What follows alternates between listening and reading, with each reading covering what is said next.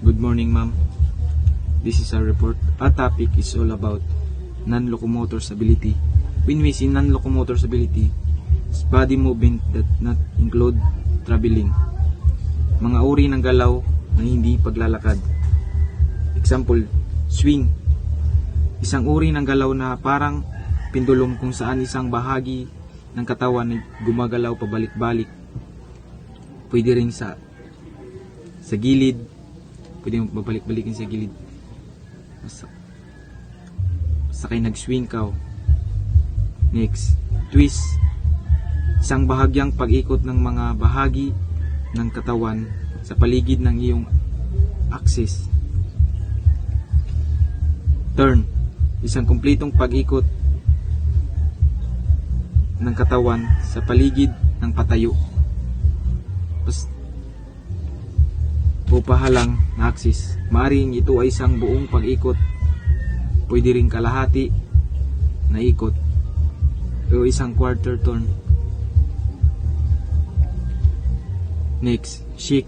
Isang mabilis at maikling pag-alog ng isang bahagi ng katawan o ng buong katawan. Next, bend. Isang pagyuko ng isang bahagi ng katawan sa isang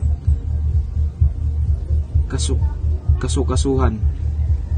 Next, stretch. Pag-unat ng isang bahagi ng katawan o ng buong katawan. Next, isang maliit o malaking mabilis.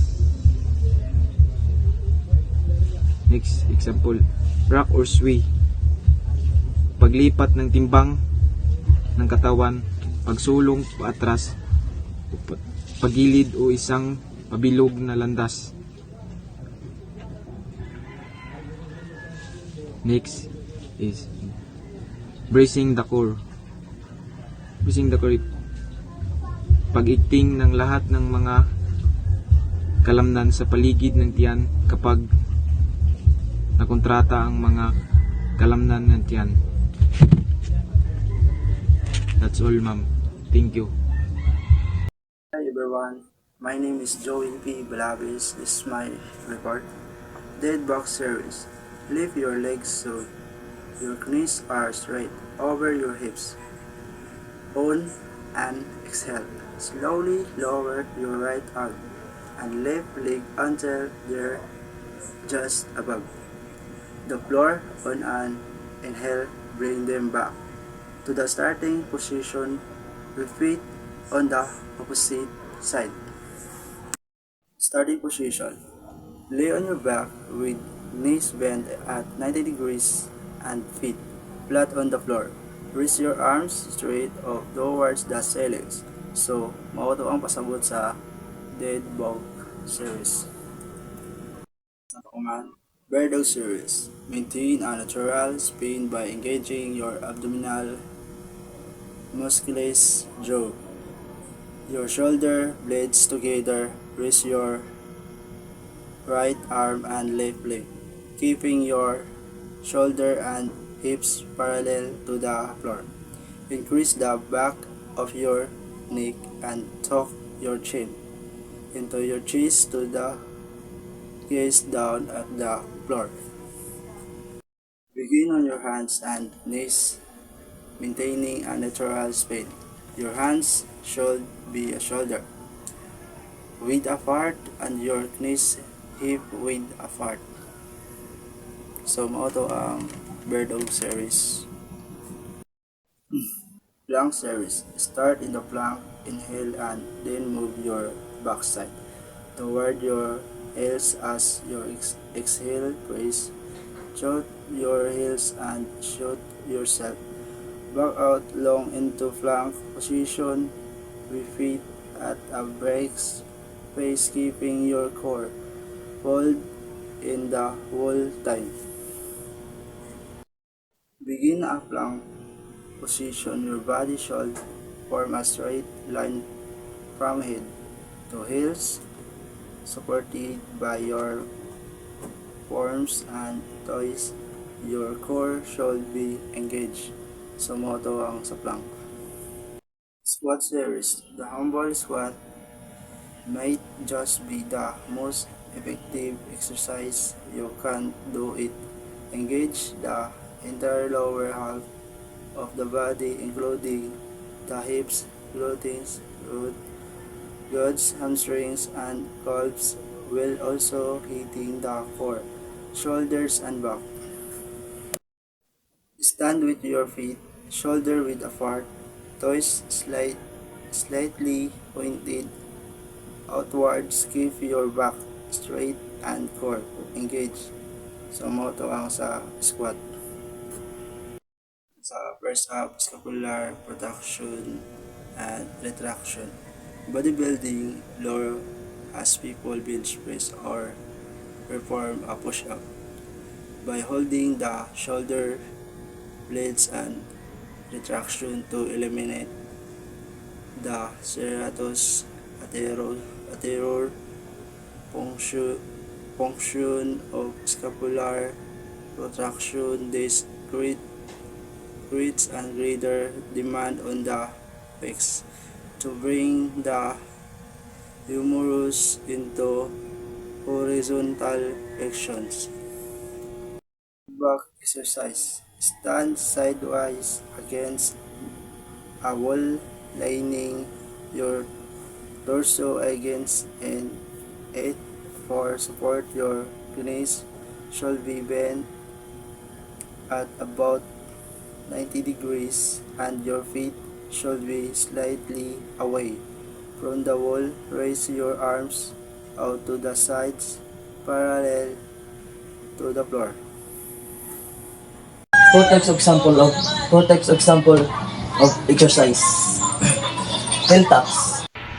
Heel taps is an exercise for the abdominal muscles. Lie on your back with your legs up at 90 degrees. Place your arms behind your head, lift your head off the ground, and contract your abdominal muscles by pressing your lower back into the ground.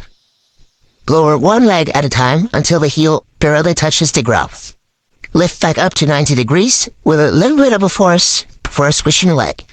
Perform every other foot repeatedly for the given number of repetitions. It is important to keep your lower back on the ground at all times. 2. Leg extension. The back with leg in a tabletop position. Keep your hands over your chest. Now extend one leg and contract the other leg in the opposite direction. 3. Leg raises. Slowly raise your legs up in the air to a height that is comfortable for you, then back down to the starting position. If this is too difficult for you, you can raise one leg at a time, alternating legs. And if you have lower back issues, this is not an exercise you should try. Place your hand against the wall while lying on your back. Lift both legs up there together, holding them steady. Slowly lower one leg down towards the ground, keeping the other leg raised. Once you've lowered it, lift it back up. Then alternate with the other leg. Repeat this motion several times. This is my assigned topic. Weighted bird dog. Bring your elbow to knee after each extension. 2. Twist your upper body each time you extend your arm and leg. 3. To loosen your joints, rotate your extended wrist and ankle. 4. Use ankle or free weight for increased resistance. 5. Use a resistant band around your foot and hand. 6. Fold your extended arm and leg, then make small circles in both directions. 2. Bird dog push-up. Bird dog push-up. You can also try doing the bird dog exercise in push-up position, also known as a bird dog plank. If you find it challenging to lift both your arm and leg at the same time, do the exercise with only one extremity at a time. D. Squat series. Whether you love or loathe them, squat work, they're beneficial not only for your legs and glutes, but also your core. Basic squat.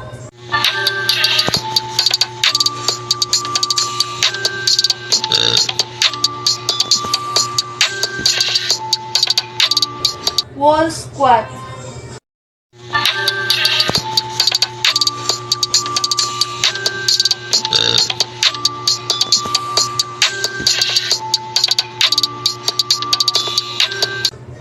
Sidekick squat.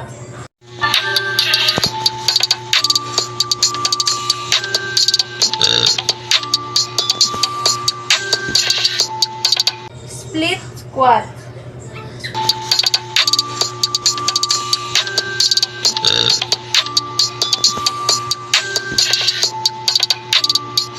Squat jump.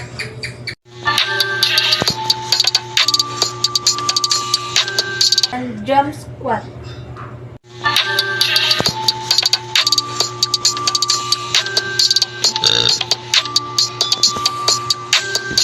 Before I start my topic, I'm going to introduce to you our topic is all about non-locomotorous movement. Ang non-locomotorous movement kibali guys is John na nga siya sa isa ka place kibali. John na siya doon John na doon siya exercise. John example ng non-locomotorous movement, John mga yoga, John basta etc. basta ka John na siya sa one place. Di siya magjagan-jagan, di siya magduyog. John na siya sa isa ka lugar nag-exercise. Nga na ang non-locomotorous movement. So now on, we will talk it's all about knee plank for beginner. Knee plank is if you plank or have not done them in a long time, you may want to start with a modified version of the forearm plank. The strict pressure of your lower back and will still give you a great core workout. Over time, you can progress to the traditional plank. So, amoy ng knee plank guys, John nakadaob imo body sa floor, tapos ang imo kibali alima is naka-press sa floor, tapos ang imo elbow is under your shoulder. Tsaka ang imo mga siki John guys is straight ra dapat. Dili pwede John siya magsamok-samok, di siya magtasubos, tapos ang imo John, imo uyo John guys is look forward ako siya. Dili pwede dyan magswing-swing ko sa kilid, sa taas, sa ubos, nga na dapat straight raga dyan imo oyo para balanse. Holding this position for 30 seconds or biskan tukon ukaw ka po dyan og sa pakamuhunong.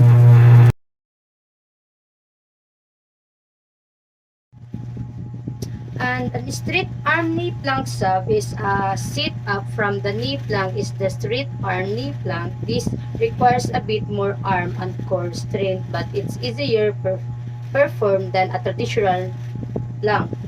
Ingani sab guys sa straight arm knee plank. Pareha ra siya sa knee plank pero nakalahir alam siya is an uyon ng straight arm knee plank is nakatanaw ra sa floor. Naka-focus sa floor, di siya pwede sa maghangad-hangad, di siya pwede maglingi-lingi. Tapos ang ija sa body is straight ra. Pati ni siya sikli naka-straight ra. So ang ija sa arm is naka-press sa floor. Tapos baka siya nag-push up nga na. Hold this for 30 seconds or tungkol no ka po dyan o tungkol no mo kaya mag straight arm knee plank. Next, in forearm plank. Ano?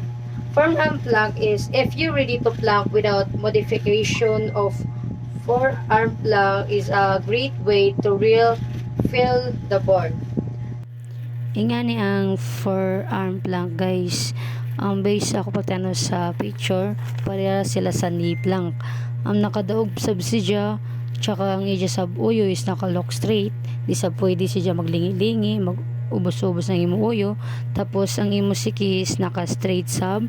Ang ija elbows is under her shoulder.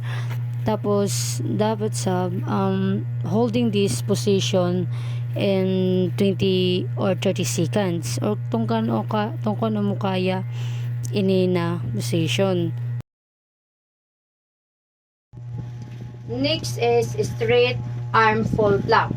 As you build up your strength, try increase the difficult by transitioning to a straight arm plank, also known as a full plank. Ingan ang straight arm full plank guys.